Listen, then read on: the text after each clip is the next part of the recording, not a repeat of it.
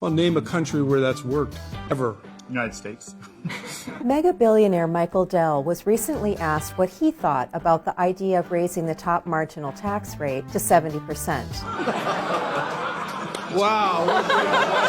When the laughing died down, Dell said a tax rate that high wouldn't help U.S. economic growth. No, I'm not supportive of that. And I don't think it would help the growth of the U.S. economy. Mr. Dell knows a lot about computers, but he doesn't seem to know much about history. And can you say a little bit more about why? Why you don't think it would? Otherwise, he'd know that one country where that has worked is the United States. During Republican President Eisenhower's administration, the top rate was 91%. I'm not that much of a socialist compared to Eisenhower.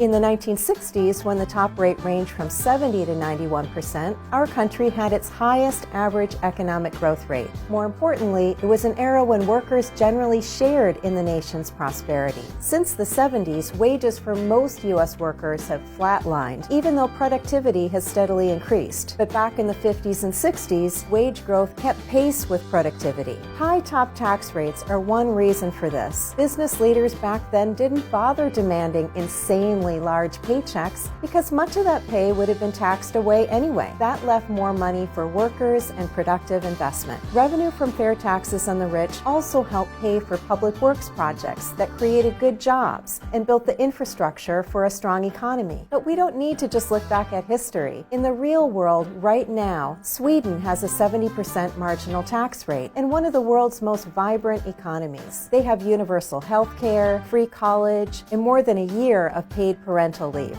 And on indicators that business leaders like Michael Dell should care about, like engineers per capita and public health, the Swedes kick American butt. In 1953, the CEO of GM, Charles Wilson, famously said that what was good for our country was good for General Motors and vice versa. Back then, there was a lot of truth to that. Big U.S. corporations contributed much more to the country through taxes and good jobs. Wilson himself paid more than 70% of his income in taxes in 1950. Today, at Dell Technologies, which makes most of its computers outside the U.S., what's good for the company is certainly very good for Michael Dell. Is it good for the country?